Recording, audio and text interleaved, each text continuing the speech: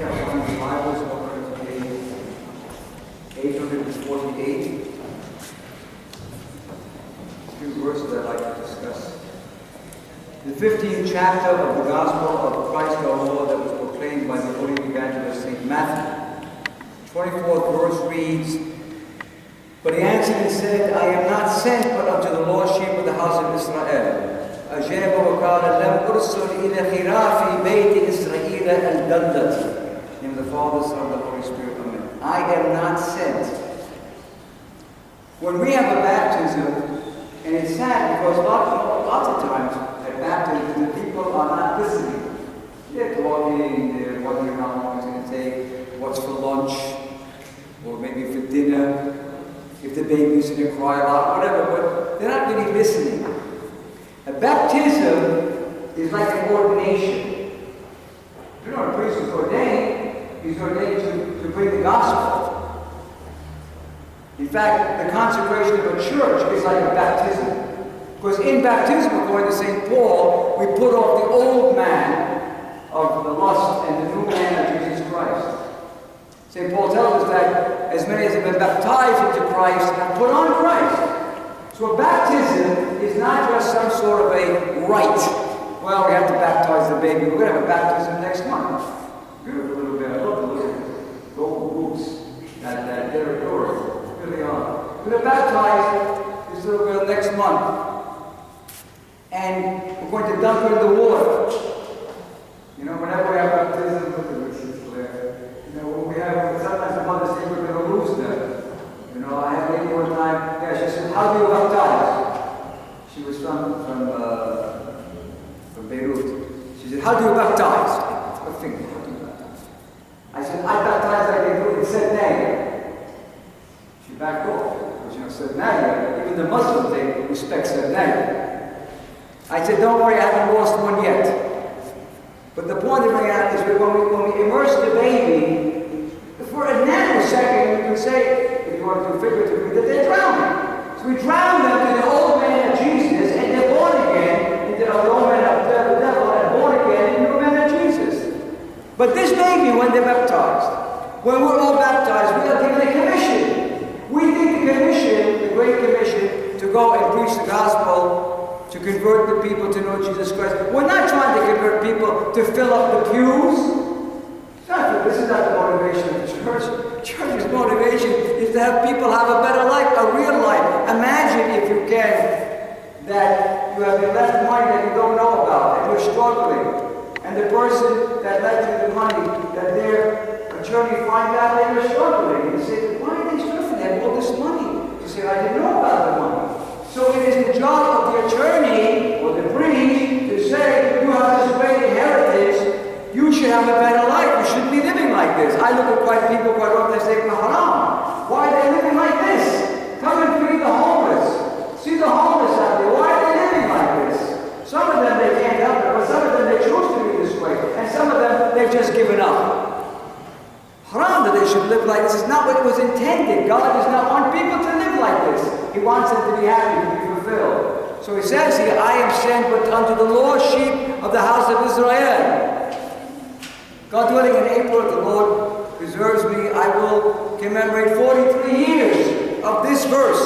I am sent but unto the lost sheep of the house of the Rum. I came to Orlando in 1973. I remember very clearly. First Sunday, I promised the people gathered together that I would do everything possible to establish permanently an Eastern Orthodox Church here in Orlando. And God was very kind, and hopefully at last, He granted that. So we are sent to the lost sheep, the people who are Orthodox, that maybe don't know. When I first came to Orlando, God, there are people that are sitting here. Remember when I first came here? Still do. You remember when I first came here? Not that it was a big day. I didn't know the weather. But you remember when I first came here? When I first came to Orlando, nobody knew. None of the people that I went to see, and they were all Middle Eastern people, Syrian, Lebanese, Palestinians.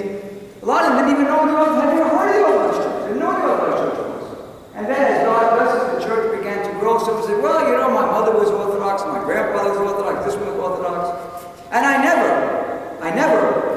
attack those people. They want to go to another church, God bless them. They can go wherever they want. But we were looking for the people who felt maybe there's a little bit more. Maybe I'd like to see what Sidhu or Jiddu or Mom or Dad talked about. So we went to those people.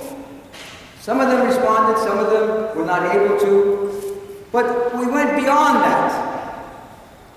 We went to the other people as well. We said the church is not just for our people, it's for everybody. Church is for everybody. Those of you that grew up in this country as I did, as in the Orthodox Church, remember that many churches, if you were not a Greek, you were not welcome. If you were not a Syrian, you were not welcome. If you were not a Russian, you weren't welcome. They didn't know why you were there. This was a Greek church, or a Syrian church, or a Russian church, or whatever. Church is for everybody. Because in reality, we're all somewhat lost. Because we're not living the life to the fullest that Christ said. Someone said to me, I'm not lost. It's okay. If you don't feel you're lost, we love you anyhow. But if you really think about it, and this happened to me, I want to just share this with you. I was 18 years old. That was this one when I was 18 years old, believe it or not. I was 18 years old, and I had nothing to Orthodox church. I didn't want to go to Orthodox church. I had nothing out of church. I went to a Brooklyn. And my father's mother, she was from Trablus, and was Hanemi. She knew your mother. She knew Isabel. She knew her very well.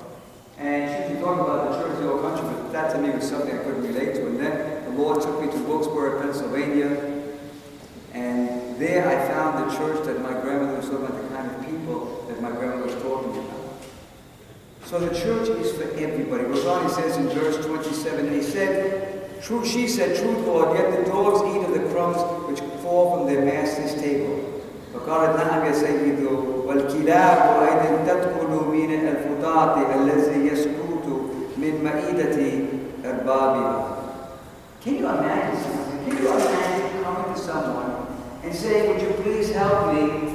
And they tell you, "It's not right for me to help you because you're a dog." You know that in the Middle East, one of the worst things you could tell somebody, Ibn Kelly. Right? Ibn Kelly. How many of you have dogs? You have a dog. What am I playing? I don't mind if somebody called me Ibn my cat, but I like my dog. I got a really nice dog. I love that dog. You're going to call me Ibn Clouseau, I don't have a problem with it. In fact, my son-in-law, because I love the dog so much, he says that my other son. So he tells his children, my grandchildren, he said, "You want to go to see your uncle? Little Glory is your uncle." But in the Middle East, calling someone a dog is really bad.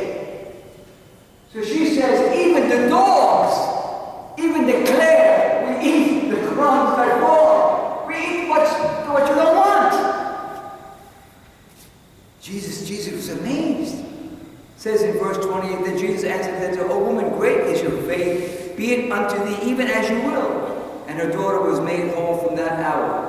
حينئذ أجاب يسوع وقال لها يا امرأة عظيم إيمانك ليكن لك كما تريدين فشفيت ابنتها من تلك الساعة. He was amazed. I got to ask him. And I remember when I visited, the last time I saw Aunt Sandra in the hospital, and Lily was there, and Sandy came in after towards the end. And Lily was really very upset at what happened to her mother. I said, "You know, Lily, when you pray, you have to believe what you say." I said, "If you pray, God's going to do something."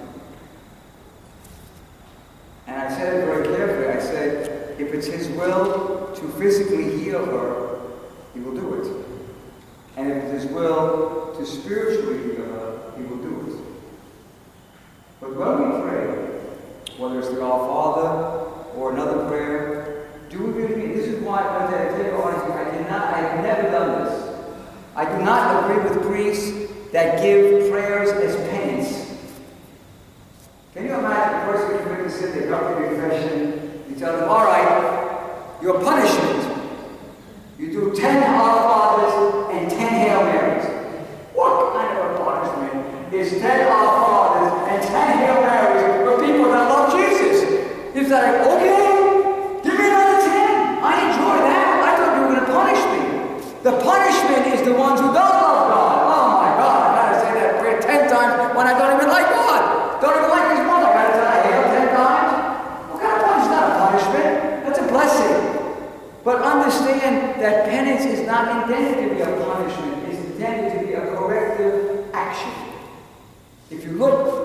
prisons are not officially called prisons. They're called correctional institutes to correct the deviant behavior of the people that are in there. That's what they call them, correctional institutions. So we are called, when we call upon the Lord, Lord, what is it? And if you have faith, God answers. And if you don't have faith, He answers, but you never get the answer. If you don't have faith, you never get the answer. And that, my friends, is why I will tell you this. It is a joy, and I'm speaking on behalf of Aunt Sarah. You made her very, very happy today. You did. You made her very happy. I was blessed to give communion to 3 of her children. One of them was a better than this, but her 2 sons and Lillian, and that's what Aunt Sarah wanted. And I tell you this because our time is short in this world. What we do with it is very, very important. If we waste it, it's gone. But if we use it to bring ourselves and others to Jesus Christ, then they have the life that the Lord promises all of the world. Father, Son, and Holy Spirit. Let us pray to the Lord.